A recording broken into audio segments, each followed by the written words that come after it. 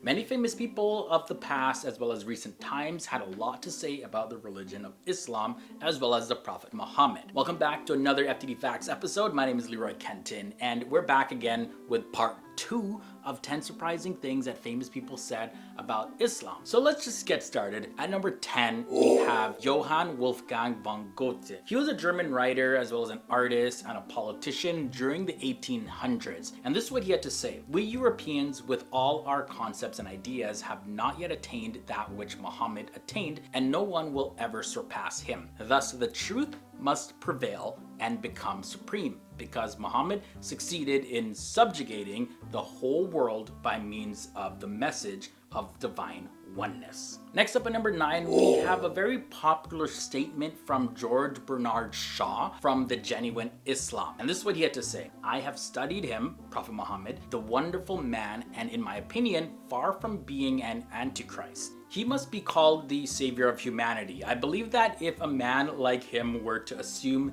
the dictatorship of the modern world, he would succeed in solving its problems in a way that would bring in much needed peace and happiness. Number 8 brings us Edouard Montet. His name is also spelled Edward, E-D-W-A-R-D, but this man, he was a professor of theology. And this is what he had to say. Islam is a religion that is essentially rationalistic in the widest sense of this term, etymologically and historically. The teachings of the Prophet Muhammad, the Quran, has invariably kept its place as the fundamental starting point, and the dogma of unity of God has always been proclaimed therein with a grandeur and majesty and invariable purity, and with a note of sure conviction, which is hard to find surpassed outside the pale of Islam. Number 7 brings us the second statement from Edouard Montet. Well, this one can actually be combined with the first statement, but either way, these words communicate something a little bit more as well as add on to the previous statement. This fidelity to the fundamental dogma of the religion,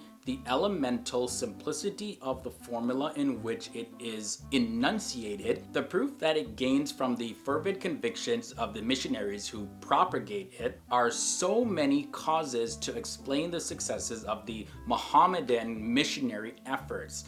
A creed so precise, so stripped of all theological complexities, and consequently so accessible to the ordinary misunderstood, might be expected to possess, and does indeed possess, a marvelous power of winning its way into the consciences of men.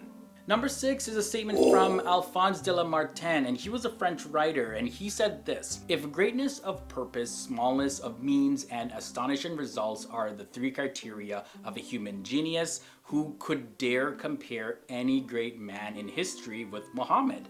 The most famous men created arms, laws, and empires only. This man moved not only armies, legislations, empires, peoples, dynasties, but millions of men in 1/3 of the then inhabited world, and more than that, he moved the altars, the gods, the religions, the ideas, the beliefs, and the souls. So we just took a look at 5 more surprising things that people have said about the religion of Islam. We got 5 more to go. We reached halfway in this episode though, so this is your reminder to leave a like on this video if you're enjoying it so far, as well as if you like videos like this here on FTD Facts and you want to see more of them, leave a like. It also helps more people see our videos in general. And if this is your first time here to the channel, do yourself a favor, hit that subscribe button, ring the bell, so that way you won't miss any daily episodes that we post. That's right, we post videos every single day, so come back tomorrow and the day after and all the days after that for more episodes here on FTD Facts. Number 5 brings us Thomas Carlyle. Now, Thomas Carlyle, he was a British historian, a teacher, as well as a writer. And in his statement, he said this: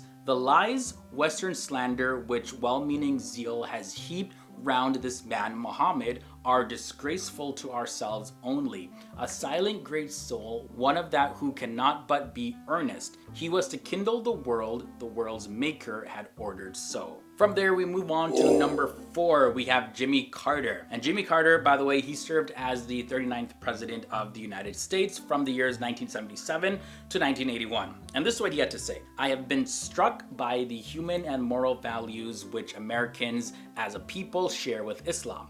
We share, first and foremost, a deep faith in one supreme being. We are all commanded by him to faith, compassion, and justice. We have a common respect and reverence for law. Despite the strains of the modern age, we continue to place special importance on the family and the home. And we share the belief that hospitality is a virtue and that the host, whether a nation or an individual, should behave with generosity and honor towards guests. On the basis of both values and interests, the natural relationship between Islam and the United States is one of friendship. I affirm that friendship both as a reality and as a goal, and I am determined to strengthen, not weaken, the long-standing and valued bonds of friendship and cooperation between the United States and many Muslim nations. We're coming down close to the end of this episode, and at number 3, that brings us Professor Alfred Kroner, and he was a world-famous geologist, and this is what he had to say. Thinking about many of these questions and thinking where Muhammad came from, he was, after all, a Bedouin. I think it is almost impossible that he could have known about things like the common origin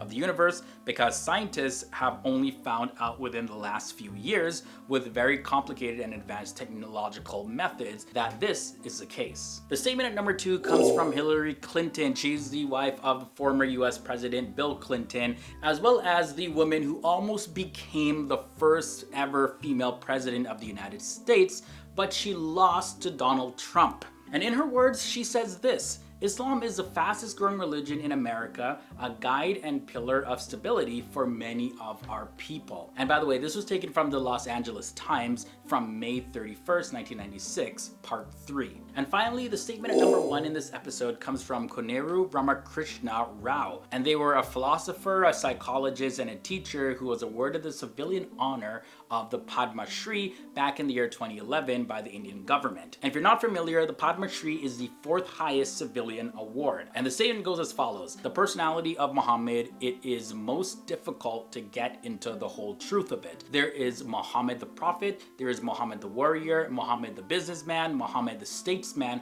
Muhammad the orator, Muhammad the reformer, Muhammad the refuge of orphans, Muhammad the protector of slaves, Muhammad the emancipator of women, Muhammad the judge, Muhammad the saint. Definitely brings a whole new perspective there, because there are so many perspectives to look at the religion of Islam as well as the Prophet Muhammad. But yes, guys, that brings us to the end of this episode. That was 10 surprising things famous people said about Islam, part 2. Be sure to leave your thoughts and comments down below, as well as let me know what other episodes or FTD facts you would like to see next. My social media links are below in the video description as well, so you can follow me over there. And I'll leave you with a recommended episode at the end screen, so once you see the annotation, tap it. It'll bring you to another video where you can learn something new. Until the next video, stay awesome, stay educated, and I'll see you soon.